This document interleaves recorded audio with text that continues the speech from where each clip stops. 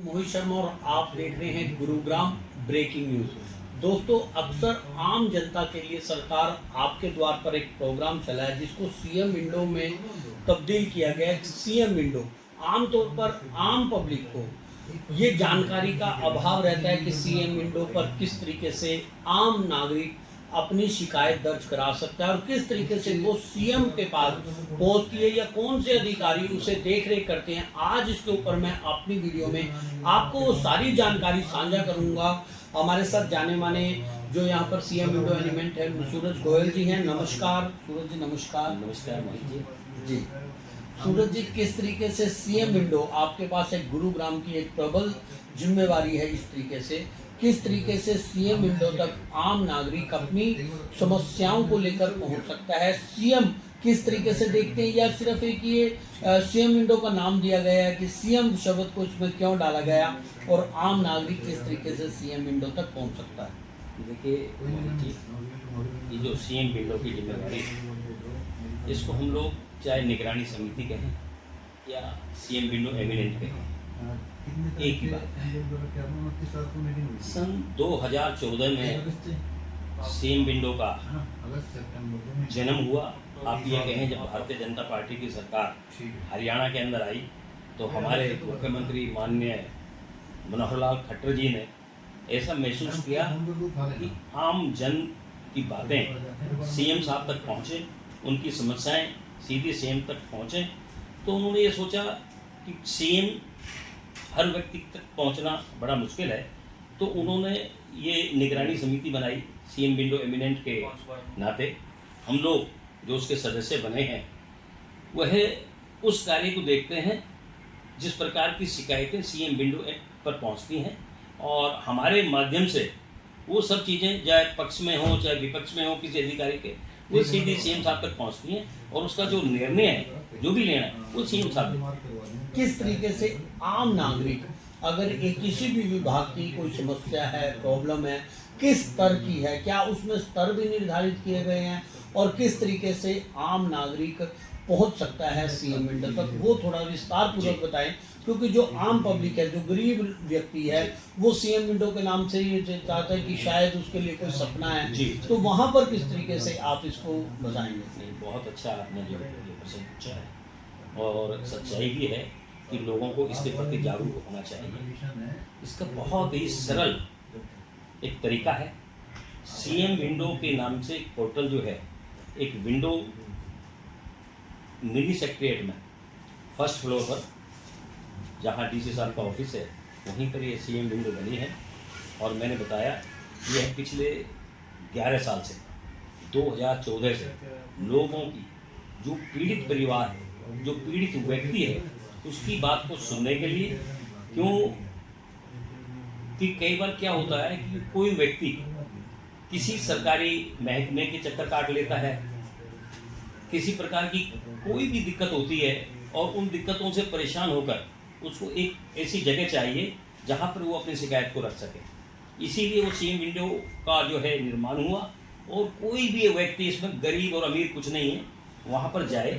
Mini secretariat में first floor पर CM window का पोर्टल है, वहाँ पर जाकर अपनी शिकायत दर्ज कराए, और जिस भी संबंधित अधिकारी के वो शिकायत होगी वो वहाँ से संबंधित अधिकारी को वहाँ से भेजी जाएगी, और संबंधित अधिकारी उस पर पूरा फोकस करके प्रायोरिटी पर उस समस्या को हल कराएगा। आमतौर पर ये देखा गया है कि संबंधित अधिकारियों के प्रति इसमें शिकायतें होती हैं, व्यक्तिगत शिकायत होती है, भ्रष्टाचार से रिलेटेड शिकायत होती है। तो किस स्तर पर वो शिकायत का भी कोई स्तर पे माना गया है, या कोई भी व्यक्ति किसी भी तरीके से बात कर सकता है? प्राइमरी स्टेज में व्यक्ति को किस तरीके का आपकी तरफ से सलाह दी जाती है कि एक जो पहली बार शिकायत की जाती है वो क्या उस समय भी वो की जाएगी, या उसको थोड़ा सा कुछ इस तरीके की पहले कुछ प्रक्रिया से गुजरना चाहिए, बाद में सीएम विंडो पर आना चाहिए? क्योंकि आमतौर पर देखा गया जो सीएम विंडो के जो निरीक्षक हैं वो बड़े स्तर पर रहते हैं, किस तरीके से उनके लिए किस काम को आसान हो सकता है, वो थोड़ा सा बताएंगे। CM window Mohit ji, CM window का काम यही है कि जो पीड़ित व्यक्ति है, अब चाहे वो डिपार्टमेंट कोई भी हो, एमसीजी हो, थाना हो, बिजली विभाग हो, हुड्डा विभाग हो, वहाँ पर जाकर उसने अपनी शिकायत दर्ज कराई जी। उसने वहाँ पर चक्कर काटे और उसका काम वहाँ पर नहीं हुआ। एक सही व्यक्ति जो चक्कर काट कर परेशान हो गया, चाहे वो डिपार्टमेंट के माध्यम से या किसी अधिकारी को लेकर, तो दोनों ही हैं इसके अंदर, दोनों का ही दायरा आता है। विभाग का भी आता है, विभाग ने काम नहीं किया तो भी आता है, और कोई अधिकारी यदि कोई दिक्कत कर रहा है उस अधिकारी का दायरा भी उसके अंदर आता है। तो जिस प्रकार की भी कोई शिकायतें, उन्होंने पोर्टल पर जाकर शिकायत करी, उसके बाद संबंधित विभाग का अधिकारी उसकी जांच करेगा। जांच के बाद वो हम लोगों को अप्रोच करेगा कि सर हमने ये फला फला शिकायत पूरी तरह से सोल्व कर दी है, और जब सोल्व कर दी है तो वो फाइल बंद होने का जो तरीका है वो यही है कि सीएम बिंडो एमिनेंट उस फाइल पर हस्ताक्षर करेंगे, तो उसके बाद वो फाइल बंद होगी। फिर हमारा दायरा आता है कि हम जो पीड़ित व्यक्ति है उस पीड़ित व्यक्ति से मिलकर कि क्या उसकी समस्या का समाधान हुआ।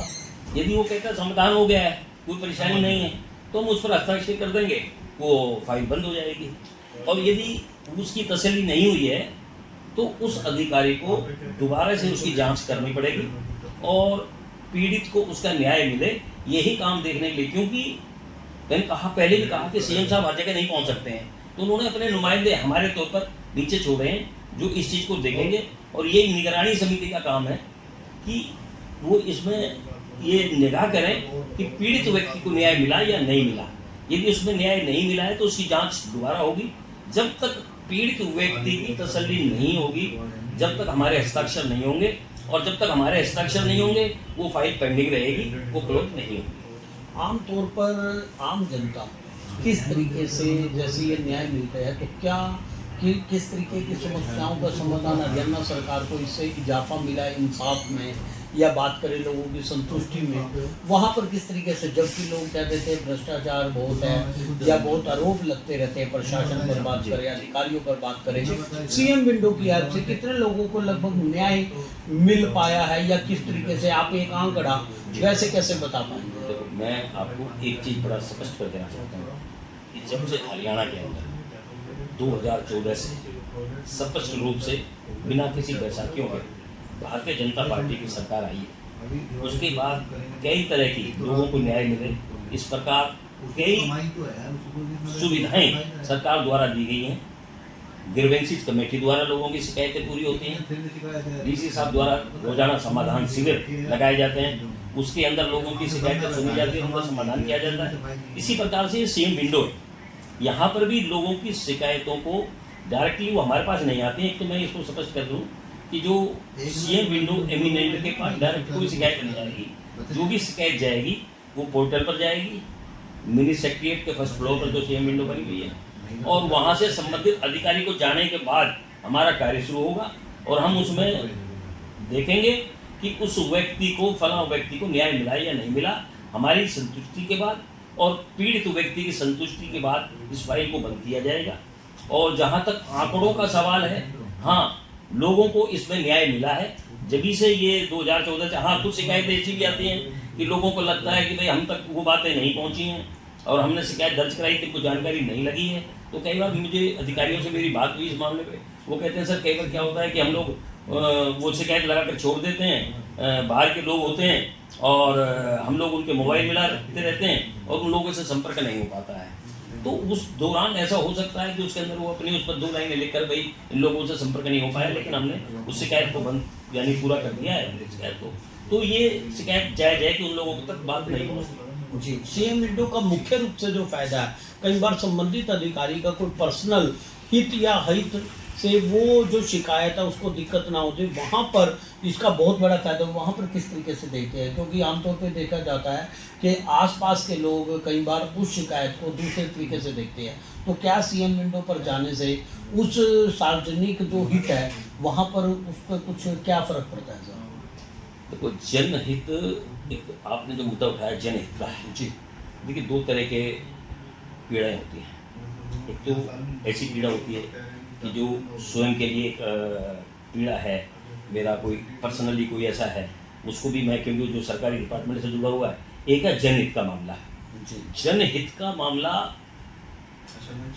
प्रायोरिटी पे, क्योंकि उसमें बहुत सारे लोगों का, हालांकि हमारे लिए तो चाहे पर्सनल एक व्यक्ति हो चाहे वो जन में बहुत सारे लोगों का वो जमावड़ा हो, तो एक जैसी समस्याएं हैं। जनहित को सर्वोपरि रखते हुए सबसे पहले क्या मूलभूत सुविधाएं हैं, क्या है, बिजली है, पानी है, सड़क है, सीवर है, उसके लिए अलग अलग डिपार्टमेंट बैठे हैं और उसके बाद हमारे नुमाइंदे बैठे हैं। आज देश के अंदर कम से कम हम हरियाणा में कह सकते हैं कि ऊपर केंद्र हो, चाहे विधानसभा में और चाहे नीचे मेयर हमारा और नीचे काउंसलर हमारे, उसके बाद हम कोशिश करते हैं कि उन शिकायतों को वहाँ तक निबट जाए। लेकिन फिर भी कोई शिकायत, कोई अधिकारी यदि कोई गड़बड़ कर रहा है या कोई वो एरिया रह गया है जनहित की, तो मुझे लगता है ये है कि ज़्यादातर शिकायतें निचले स्तर पर हो जाती हैं। इस पर जो शिकायतें आती हैं वो पर्सनली तौर पर ज़्यादा शिकायतें होती हैं। जनहित की समस्याएं का जो परसेंटेज है वो कम होता है। जी, अभी तो मैंने आपको सार्वजनिक हित की बात करी, अब मैं आपका निजी अनुभव दर्शकों से शेयर करना चाह रहा हूँ। किस तरीके का एहसास, इस तरीके से सेवा आप कर रहे हैं, किस तरीके से लगता है हरियाणा सरकार की उपलब्धि को इस उसके माध्यम से, सेवा के माध्यम से कैसे आपको महसूस? देखो, जहाँ तक पर्सनली मेरी सेवा का मामला है, मुझे 43 वर्ष भारतीय जनता पार्टी का मैं प्राथमिक मेंबर 1982 में बना और पहले युवा मोर्चा में, फिर भारतीय जनता पार्टी में विभिन्न पदों पर, पद नहीं हमारे यहाँ जिम्मेवारी बोली जाती है, क्योंकि पद एक ऐसा होता है कि जिसके अंदर आदमी को अहंकार होता है। हमको शुरुआत में सिखाया जाता है कि सबसे पहले राष्ट्र, उसके बाद पार्टी, उसके बाद कहीं निजी अपना जो स्वार्थ है वो हम लोग देखें। इस प्रकार की नींव शुरू से कार्यकर्ताओं में डाली जाती है। मैं आपके चैनल के माध्यम से इस बात को स्पष्ट कर देना चाहता हूँ कि हम लोग राजनीतिक झंडे के नीचे काम करने वाले लोग जरूर हैं, लेकिन हमारी सोच और हमारा काम सामाजिक था, सामाजिक है, सामाजिक रहेगा और लोगों की सुविधा के लिए, लोगों के काम के लिए हम 24 घंटे निरंतर इसी प्रकार कार्य करते रहेंगे। जी, धन्यवाद। तो आपने सुना किस तरीके से, अगर आपकी इस बारे में कोई भी राय है, कोई भी संशय है, तो कमेंट बॉक्स में जरूर बताएं। अपनी इसी तरीके की बेहतरीन जानकारी के साथ आपको हमेशा मिलता रहूँगा। तो इसी तरीके से आपका सहयोग देने से के लिए आपका धन्यवाद। एक बार फिर मैं आपको धन्यवाद देता हूँ, आपने बड़ी अच्छी जानकारी शेयर की। जय हिंद, जय भारत।